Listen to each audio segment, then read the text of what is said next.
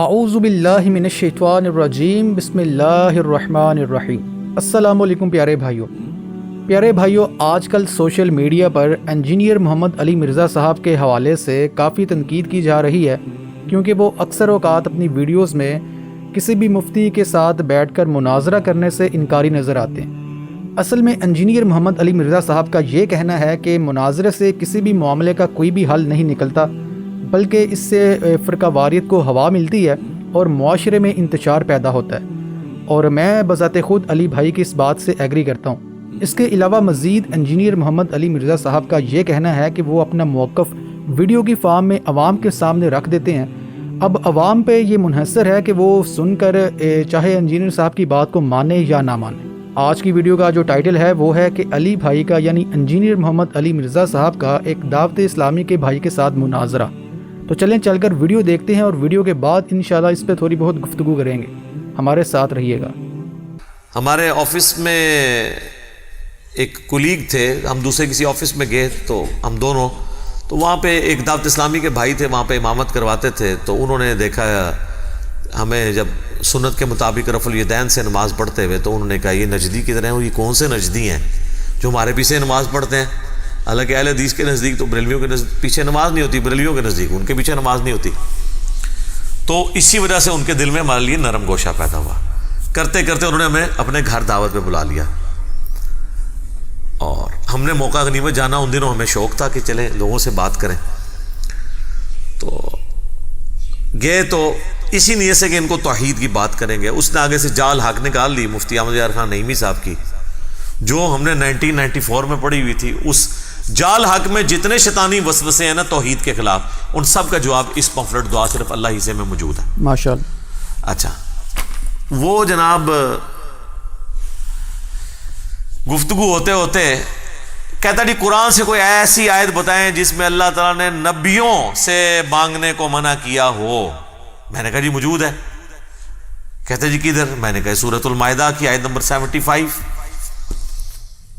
مل مسیح ابن مریم الا رسول، عیسیٰ ابن مریم تو نہیں تھے مگر ایک رسول ہی، بے شک، قد خلت من قبلہ الرسل، اور ان سے پہلے بھی کئی رسول گزرے ہیں، وامہ صدیقہ، اور ان کی ماں سچی عورت تھی، بے شک، بیٹا اولو العزم پیغمبر، 5 پیغمبروں میں سے محمد رسول اللہ، ابراہیم خلیل اللہ، موسیٰ کلیم اللہ، اور نوح صفی اللہ، اور عیسیٰ روح اللہ۔ یہ 5 اولو العزم پیغمبر ہیں جو سورہ الشورى اور سورۃ الاحزاب میں اللہ نے بتائے ہیں۔ کوئی پیغمبر ان کے لیول کا نہیں ہے، ان میں سے ایک عیسیٰ ابن مریم ہے، ماشاءاللہ، اولو العزم پیغمبر، اور ماں اولیاء کی سردار، پیغمبر کی ماں۔ کون سا ولی اس کا مقابلہ کر سکتا ہے؟ جس کو اللہ تعالیٰ نے چن لیا، آل عمران کو، ان کے نام پہ صورت ہے۔ ان کے والدہ نے منت مانی تھی نا کہ مجھے ایک بیٹا ملے تو ہیکل سلمانی، ٹیمپل آف سلیمان کی خدمت کے لیے میں اسے وہاں کے لیے وقف کر دوں گی، وہ مجاور ہوگا وہاں کا، اور وہ درگاہ چلائے گا۔ درگاہ یعنی یہ وہ پیری مریدی والی درگاہ نہیں، توحید والی، جس طرح ہماری بھی یہ دار ارکم ہے، ہم اسے اکیڈمی بھی کہتے ہیں، اور یہ ہماری خانقاہ بھی ہے جہاں پہ ہم توحید کی دعوت پیش کرتے ہیں۔ تو لیکن وہ بیٹی پیدا ہوئی، اللہ نے کہا کہ کوئی بیٹا بھی اس بیٹی جیسا نہیں ہوگا جو ہم نے تجھے بیٹی دی ہے۔ کیوں کہ اس سے آگے اولاد کو ہم، اور حضرت مریم خود جان والوں کے لیے نشانی بنی ہے، کیونکہ وہ بغیر خاوند کے ان کو اولاد ہوئی ہے۔ اس حوالے سے حضرت مریم خود بھی ایک پوری انسانیت کے لیے نشانی ہے اللہ کی۔ پیغمبر نہیں تھی لیکن بہت بڑی اللہ کی نشانی ہے۔ بے شک، یہ 3 ہی بندے ہیں، حضرت آدم، سیدہ مریم اور عیسیٰ ابن مریم، جن کے ساتھ یہ یونیک کیس ہے۔ آدم کے نہ ماں نہ باپ، اور حضرت مریم کو بغیر خاوند کے اولاد، اور حضرت عیسیٰ علیہ السلام کی ماں تھی، باپ کوئی نہیں تھا۔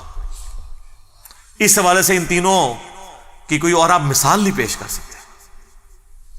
تو دونوں آگے اللہ فرماتا ہے کان یاکلان الطعام، دونوں کھانا کھانے کے محتاج تھے۔ میں نے کہا دیکھ لو، اللہ تعالیٰ کہہ رہا ہے وہ بھی محتاج تھے، اور کس کے؟ روٹی کے۔ اب آپ نے کہنا ہے پیغمبر روٹی کا محتاج ہو گیا، پھر روٹی کا مرتبہ زیادہ ہو گیا، یہی کہانیاں کرا دینا۔ اچھا جی، وہ اگر چڑیا اڑ سکتی ہے تو بزرگ کیوں نہیں اڑ سکتے؟ تو اڑے نا یار، دکھائیں اڑ کے۔ تو اگلی بات ہے کہ بزرگوں کے ماننے والے تو چڑیا سے افضل ہے نا، اشرف المخلوقات ہے نا، تو ماننے والے کو اڑ کے دکھا دے۔ تو ہم کہہ دیں گے ٹھیک ہے ورنہ آپ چڑیا سے بھی گئے گزرے ہیں, چڑیا اڑ سکتی ہے. یار چڑیا کو اللہ نے کیپیبلٹی دی ہے, انسان کو نہیں دی ہے, اس سے افضلیت غیر افضلیت کا کیا فرق پڑتا ہے؟ تو اللہ فرماتا ہے روٹی کھانے کے محتاج سے انظر کیف نبین لہم الآیات, تم دیکھو ہم اپنی آیات کس طرح کھول کر بیان کرتے ہیں. ثم انظر, پھر تم ان کی طرف دیکھو, انا یؤفکون, یہ کہاں گرے جاتے ہیں. اللہ فرماتا ہے اس سے زیادہ میں کیسے سمجھاؤں کہ روٹی کا محتاج کوئی ہو اور اس کو یہ مشکل کشا بنائے بیٹھے ہیں. دیکھو ہم آیات کھول کے بیان کرتے ہیں اور ان کا گیر الٹا ہی لگا ہوا ہے. اگلی بات, قل اتعبدون من دون اللہ, اے نبی ان کرسچن سے کہو اللہ کو چھوڑ کر عیسیٰ اور ان کی ماں, ان کو تم ان کی عبادت کر رہے ہو. ما لا یملک لکم ضرا ولا نفعا, جو نہ مالک ہیں تمہارے کسی نقصان کے نہ کسی نفع کے. بے شک. میں نے کہا دیکھ لو یہاں پہ آ گئے. کہتا تو ہم تو نبی الاسلام کی یا بزرگوں کی عبادت نہیں کرتے, یہاں تو آیا تھا عبادت کرتے ہو ایسے کی. تو عیسائیوں کو اللہ نے اس لیے کہا ہے کہ وہ عبادت کرتے تھے, ہم تو نبی الاسلام کو اللہ کا بندہ مانتے ہیں اور نماز میں عبدہ و رسول پڑھتے ہیں. میں نے کہا نا, پرانیاں گلاں, پرانے بہانے, پرانے بزرگ, اگے پڑھ. ما لا یملک لکم ضرا ولا نفعا, عیسیٰ اور ان کی ماں نہ تمہارے کسی نفع کے مالک ہے نہ نقصان کے. میں نے کہا عبادت کرنا چھوڑ, نہ کر عبادت. اللہ تو یہ کہہ رہا ہے کہ عیسیٰ مشکل کشا ہے ہی نہیں, ان کی ماں ہے ہی نہیں, نہ وہ کسی کو نفع دے سکتے ہیں نہ نقصان. ساتھ ہی چپ کر گیا وہ بندہ. کیوں کہ جال حق میں صرف پہلے وسوسے کا جواب تھا, دوسرے کا ان کے پاس بھی نہیں تھا, اس لیے اس نے بڑے کانفیڈنس سے جواب دے دیا کہ میں فوراً کہا. اور میں پہلے ہی سوچ رہا تھا کہ جب میں آیت پڑھوں گا تو آگے یہ کہے گا. سر مجھ سے زیادہ کون بریلوی جانتا ہے, 31 سال تھوڑا شرک پھیلایا ہم نے, ٹھیک ہے. لیکن آپ دیکھ لیں حضرت عمر 6ویں نمبر پہ آئے ہیں, یعنی مسلمان ہوئے 6 سال بعد 40ویں نمبر پہ, ترقی کر کے دوسرے نمبر پر پہنچ گئے. تو 6 سال تک مسلمان نہیں ہوئے, لیکن جب بات سمجھ آئی ہے نا پھر جناب آپ دیکھ لیں, پھر انہوں نے لحاظ نہیں کیا کسی کا. تو میں نے کہا دیکھ, ایک تو یہ مسئلہ حل ہوا, اور دوسرا دیکھ تجھے یہ پٹی پڑھائی گئی تھی کہ بت من دون اللہ ہوتے ہیں اور اولیاء اللہ اور انبیاء کو ہم من دون اللہ نہیں کہہ سکتے. تو دیکھ یہاں پہ اللہ نے عیسیٰ اور ان کی ماں کو بھی کہا ہے قل اتعبدون من دون اللہ, اللہ کو چھوڑ کر یہ ہستیاں. تو من دون اللہ پیغمبر بھی ہو سکتے ہیں جبکہ ان کو اللہ کے مقابلے پر کھڑا کیا جائے. اچھا اس میں پیغمبروں کا قصور نہیں ہے, ویسے ہم بھی مانتے ہیں کہ وہ اللہ کی پارٹی ہیں, حزب اللہ ہیں پیغمبر, اور جو شیاطین ہیں وہ اور ان کے فالورز وہ حزب الشیطان ہیں, ان معنوں میں وہ اللہ کی پارٹی ہیں. لیکن جب توحید کا معاملہ آئے گا نا, پھر جو پیغمبر بھی سامنے کھڑا کیا جائے گا نا, تو پھر اللہ تعالیٰ اس چیز کا بھی لحاظ نہیں کرے گا. اور سورۃ المائدہ کی آپ آیت نمبر 17 میں دیکھیں نا, اللہ تعالیٰ فرماتا ہے لقد کفر الذین قالوا ان اللہ هو المسیح ابن مریم, بے شک وہ کفر کر رہے ہیں جو کہہ رہے ہیں کہ عیسیٰ ابن مریم ہی اللہ ہیں. قل فمن یملک من اللہ شیئا, اے نبی تم فرماؤ کہ اللہ کا کوئی کیا بگاڑ لے گا. ان اراد ان یہلک المسیح ابن مریم, اگر اللہ ہلاک کر دے عیسیٰ ابن مریم کو, وَأُمُّهُ اور اس کی ماں کو, وَمَنْ فِي الْأَرْضِ جَمِيعًا اور جتنے زمین میں آباد ہیں سب کو موت دے دے. موت بھی نہیں, موت پھر بھی تھوڑا سوفسٹیکیٹڈ لفظ تھا, ہلاک کر دے. اللہ اکبر. یعنی تم کہہ رہے ہو عیسیٰ اللہ ہے, تو اللہ چاہے تو عیسیٰ کو ہلاک کر دے. اچھا غصہ عیسائیوں پہ ہے اور ذکر کس کا ہو رہا ہے؟ تو وہ مولانا اسحاق رحمہ اللہ کی بات مجھے یاد آئی, وہ اکثر کہتے تھے او پائی جدو توحید بیان کریں گے گستاخی آپ ہی ہو جاتی ہے آٹومیٹیکلی. جدو توحید بیان ہوئے گی, جب توحید بیان ہوگی تو گستاخی آٹومیٹیکلی ہو جائے گی. یہاں پہ دیکھ لیں اللہ نے توحید بیان کی ہے اور ان کے زوم میں گستاخی آٹومیٹیکلی ہو گئی ہے. غصہ تھا عیسائیوں پر, اللہ نے کہہ دیا اگر اللہ عیسیٰ کو ہلاک کر دے, اس کی ماں کو, سب کو, اللہ کا کوئی کیا بگاڑ سکتا ہے, اس کا فیصلہ ہے.